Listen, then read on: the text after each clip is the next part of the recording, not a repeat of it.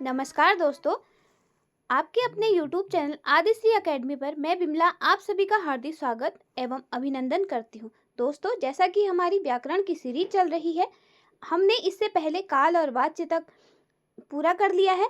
आज हम वाक्य विचार के बारे में विस्तार से अध्ययन करेंगे। तो किसे कहते हैं वाक्य? शब्दों का व्यवस्थित और सार्थक स्वरूप क्या कहलाता है? वाक्य कहलाता है।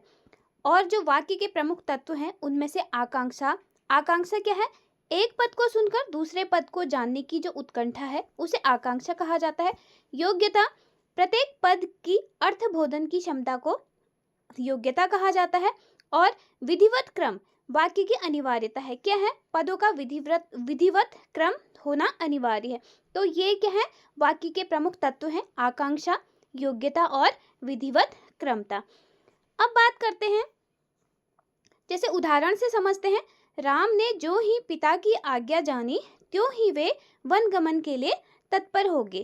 ठीक है, ये क्या है? इसमें क्या है? एक उत्कंठा है, आकांक्षा है, योग्यता है, शब्दों में अर्थों की योग्यता है, और एक विधिवत क्रम से ये शब्द जो हैं इस वाक्य में लगे हुए हैं। तो हमारे वाक्य की जो तत्व हैं प्रमुख, उसमें क्या हो गया? आकांक्षा, योग्यता और विधिवत क्रमबद्धता। अब बात करते हैं वाक्य के भेद के बारे में। वाक्य के वर्गीकरण के दो प्रमुख आधार हैं। पहला तो रचना की दृष्टि से वाक्य के भेद और अर्थ की दृष्टि से वाक्य के भेद। सर्वप्रथम बात करते हैं रचना की दृष्टि से वाक्य के भेद। तो रचना की दृष्टि से वाक्य के कितने भेद किए गए हैं? तो 3 भेद किए गए हैं, जिसमें पहला है सरल या साधारण वाक्य। ये क्या है? एक क्रिया और एक कर्ता, अर्थात एक उद्देश्य, कर्ता और एक विधेय, जिसे क्रिया भी कहा जा सकता है, वह युक्त वाक्य है। सरल या साधारण वाक्य क्या है? इसमें एक क्रिया है और एक कर्ता है, या इसे हम दूसरे शब्दों में समझें तो एक उद्देश्य, जिसे कर्ता भी कह सकते हैं, और एक विधेय, जिसे क्रिया भी कहा जा सकता है। इन सब से युक्त जो वाक्य है उसे ही सरल या साधारण वाक्य कहा जाता है। उदाहरण से समझते हैं। वह आई, वह क्या है? यहाँ पे क्रिया हो गई, आई क्या हो गया? क्रिया हो गई। वह क्या हो गया? कर्ता यहाँ पे हो गया। ठीक है, वह अपने घर से आई। ठीक है, ये क्या हो गया? हमारा सरल या साधारण वाक्य का उदाहरण हो गया। वह हंसती खिलखिलाती अपने घर से आई। ये क्या है? तीनों क्या है? सरल वाक्य हैं। इसमें एक ही कर्ता है और एक ही क्रिया है, बाकी क्या है? क्रिया का विस्तार है। अगला है मिश्र वाक्य। दो या दो से अधिक सरल वाक्यों से मिलकर बने वे वाक्य जिनमें एक मुख्य या प्रधान वाक्य हो तथा शेष उसके आश्रित उपवाक्य हो। ध्यान से सुने, दो या दो से अधिक, तो इसमें क्या है? सरल वाक्यों से मिलकर क्या बना होता है? मिश्र वाक्य बना होता है, जिनमें क्या है? एक तो या तो उसे मुख्य वाक्य होगा या प्रधान वाक्य होगा, और अगला क्या होगा? उसमें आश्रित उपवाक्य होगा। उसे क्या कहा जाता है? मिश्र वाक्य कहा जाता है।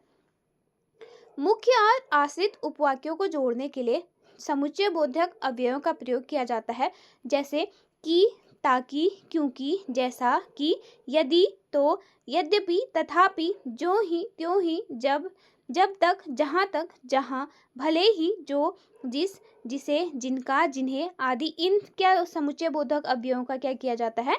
उपयोग किया जाता है मुख्य और आश्रित उपवाक्यों को एक साथ जोड़ने के लिए। मिश्र वाक्य में मुख्य उद्देश्य और मुख्य विधेय से निर्मित वाक्य मुख्य उपवाक्य तथा अन्य उपवाक्य आश्रित उपवाक्य कहलाते हैं। ठीक है, मिश्र वाक्य अर्थ की दृष्टि से स्वतंत्र नहीं होते। ध्यान दें, मिश्र वाक्य क्या होते हैं? अर्थ की दृष्टि से स्वतंत्र नहीं होते हैं। उनका संपूर्ण अर्थ मुख्य उपवाक्य और आश्रित उपवाक्य के मेल से ही अभिव्यक्त होता है। उदाहरण से समझते हैं। उसने बताया कि वह आज घर पर भोजन नहीं करेगा।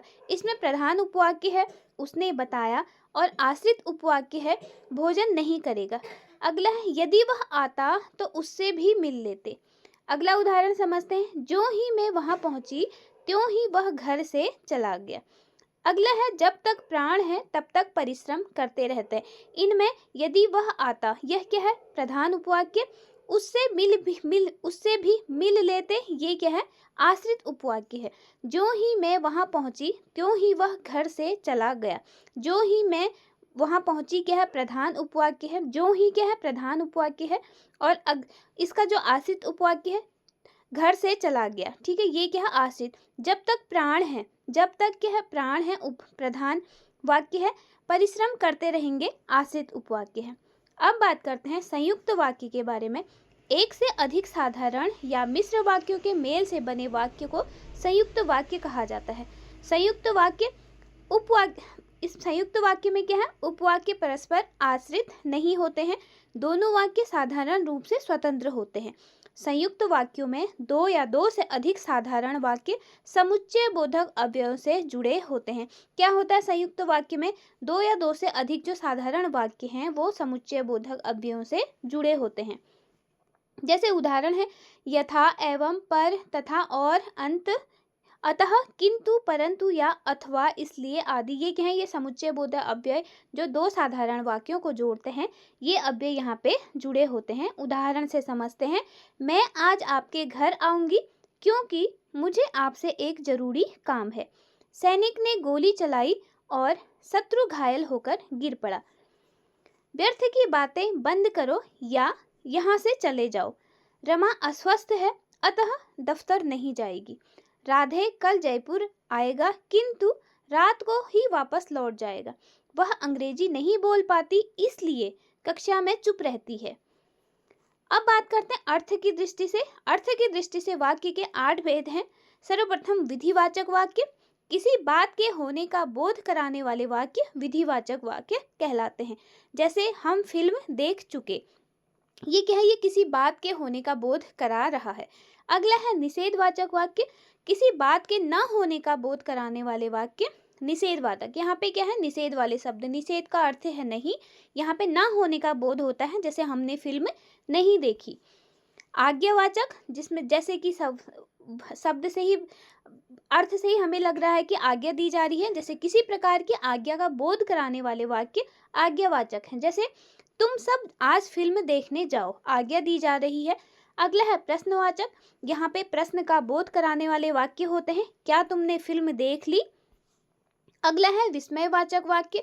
जिन वाक्यों से आश्चर्य हो, सुख, दुख, घृणा आदि भावों का बोध हो, वे क्या है? विस्मयवाचक वाक्य कहलाते हैं। जैसे अरे तुमने फिल्म देख भी ली, उफ सिर दर्द से फटा जा रहा है। ये क्या है? विस्मयवाचक शब्द हैं, अरे, उफ आदि। संदेहवाचक वाक्य, जिसमें संदेह किया जाए। जिन वाक्यों में किसी प्रकार के संदेह या संभावना का बोध हो, जैसे उसने फिल्म देख ली होगी, इसमें क्या है? संदेह किया जा रहा है। संभवतः वह फिल्म देख आया हो, संभावना व्यक्त की जा रही है। ठीक है। अगला है इच्छावाचक वाक्य। जिन वाक्यों में किसी भी प्रकार की इच्छा या शुभकामना का बोध हो, इच्छावाचक वाक्य कहा जाता है। जैसे ईश्वर करे तुम्हें सफलता मिले, तुम्हारा पथ प्रशस्त हो। ठीक है। अगला है संकेतवाचक, जहां एक वाक्य से दूसरे की संभावना पर निर्भर हो, अर्थात एक क्रिया की दूसरी क्रिया पर निर्भर होने का बोध हो। यहाँ पे क्या है? एक वाक्य दूसरे की संभावना पर निर्भर हो या एक क्रिया क्या है? दूसरे क्रिया पर निर्भर होने का जो बोध कराते हैं जो वाक्य, उन्हें संकेतवाचक वाक्य कहा जाता है। जैसे यदि परिस्थितियां अनुकूल रही तो हम कश्मीर घूमने अवश्य जाएंगे। ठीक है। ये किस पे निर्भर है? परिस्थितियों पर निर्भर है कि कश्मीर घूमने जाएंगे या नहीं जाएंगे। यदि मेहनत करोगे तो सफलता निश्चित ही मिलेगी। यहाँ पे क्या है? सफलता किस पर निर्धारित है? तो मेहनत पर, एक क्रिया पर दूसरी की क्रिया निर्भर है, अर्थात मेहनत करने पर सफलता निर्भर है। अब कुछ वाक्य रूपांतरण के उदाहरण हम समझेंगे। जैसे वह किताब पढ़कर सो गया, यह तो क्या है? सरल वाक्य है। उसके पास जो पुस्तक थी वह उसे पढ़कर सो गया, ये क्या है? मिश्र वाक्य है। उसके पास जो पुस्तक थी वह उसे पढ़कर सो गया, ये क्या हो गया? दो साधारण वाक्यों से बना है, तो क्या है? मिश्र वाक्य। उसने किताब पढ़ी और सो गया, ये क्या हो गया? संयुक्त वाक्य हो गया। इनमें क्या है? जैसे जो और पढ़ी और शब्द, ये क्या है? समुच्चय बोधक अव्यय जिसमें लगे हैं।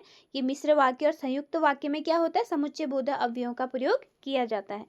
गरीबों की सहायता करने वाले धर्मात्मा होते हैं, सरल वाक्य हो गया। मिश्र वाक्य में इसी को कैसे लिखेंगे?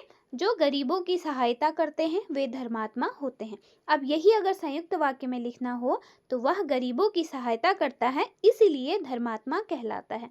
अगला है एक मेहमान कल आकर चला गया। यह तो क्या हो गया, सरल वाक्य हो गया। इसी को अगर मिश्र वाक्य में लिखें तो क्या लिखेंगे, मेहमान जो कल आया था वह आज चला गया। अब यही संयुक्त वाक्य में लिखेंगे तो एक मेहमान कल आया था और आज चला गया। अगला है, उसे मरणासन्न जानकर मैंने क्षमा कर दिया। सरल वाक्य है। अगर मिश्र वाक्य में लिखें तो मैंने उसे क्षमा कर दिया क्योंकि वह मरणासन्न था। अगला संयुक्त वाक्य में, वह मरणासन्न था इसलिए मैंने उसे क्षमा कर दिया। अगला उदाहरण, थकान के कारण उसका खड़ा होना मुश्किल था। सरल वाक्य है।